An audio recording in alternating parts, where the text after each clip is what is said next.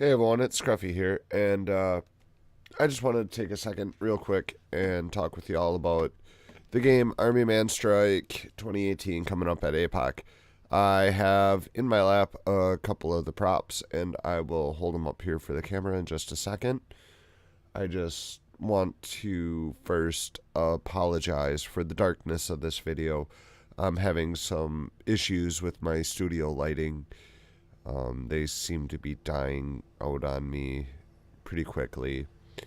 And also the noise in the background. My neighbors are cutting their yard, so as soon as I fired up this video, they started cutting the yard. Not much I can do about that. Is what it is. Life is grand. So, first things first, I had a question about sound activated devices such as Thunderbees and the Claymores. The Thunderbees, I have no problem with as a distraction device. And here's why. Flashbangs don't eliminate people in IR, so they can, but they generally don't. Also, using just a sound radius like that with the Thunderbee would limit the use of the Enola Gay paint grenades, the ones that have the M80 charge in it with the paint wrapped around it. So the Thunderbees, I'm going to stick to they're a distraction or diversionary tactic. Now, the person that had also questioned, they had said that they might have some like Claymore like things. Those I will allow in buildings, flagpole areas, that kind of thing. But you have to be EOD. That means you're going to have to talk to your general and you're going to have to volunteer to be EOD. It's about the only way that I can make it work into the game and not really tilt anything, if that makes any sense. But on the upside of that, if you have claymores and the sound activated claymores or the sound claymores, what I would go by is it would clear that floor or that room. So say you have it set up in a doorway and somebody walks by and it pops inside that building,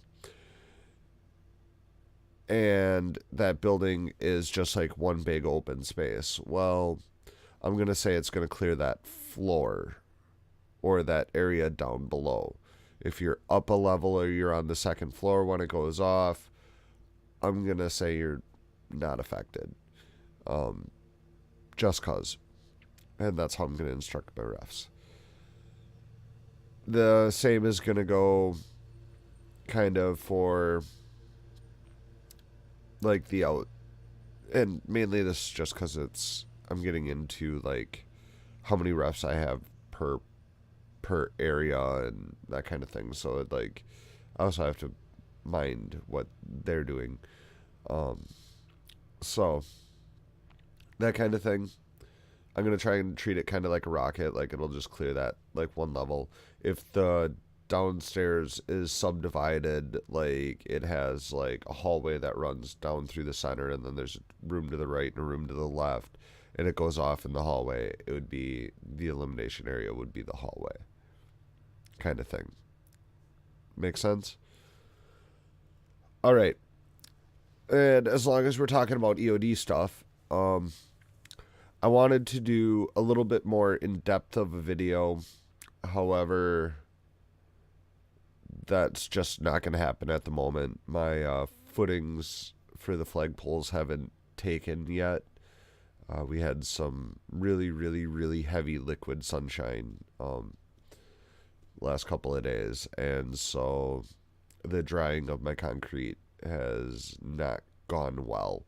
So I can't really show you that part of the prop, but I do have the actual EOD trap in my hand.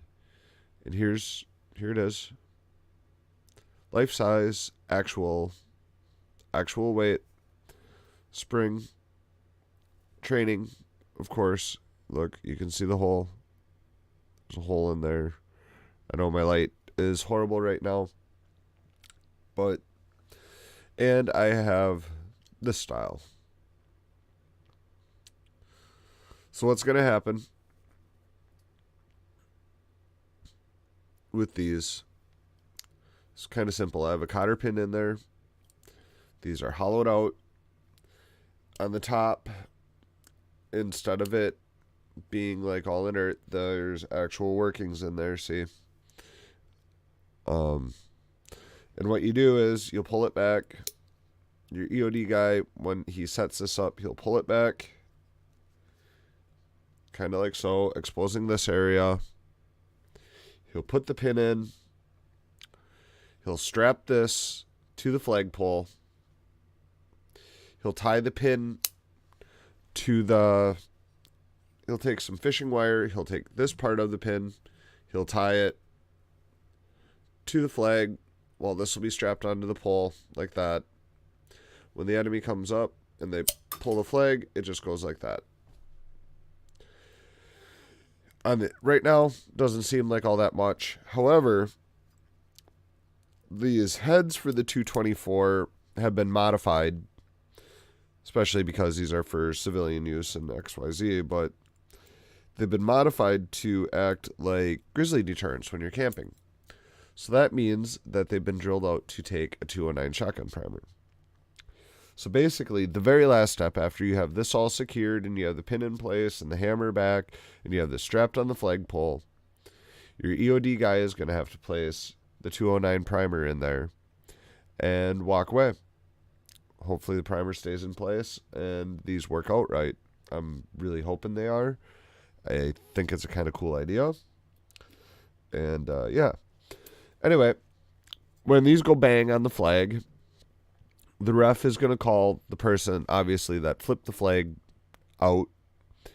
And then it's going to be about 3 steps, 3 paces in all directions will be out. So it'll immediately just kind of clear that immediate area. I'm debating if I want to get some flagging tape and actually mark it. I might mark it. I don't know. That's a good idea. I know some of the stuff I want to get some like linesman tape or linesman spray and like mark out on the field the day before or 2 days before, but that's whatever. Anyway, so with that being said, I hope that kind of clears up the sound activated or the sound elimination devices and the EOD. I will be talking to you guys shortly. Probably, I want to try and get back on like Sunday or Monday. And hopefully I'll have my light set up and I'll have a little bit more time to go into depth with some stuff. And some of my other props will be done so I can actually show you guys some footage of the props and work and how they're going to do.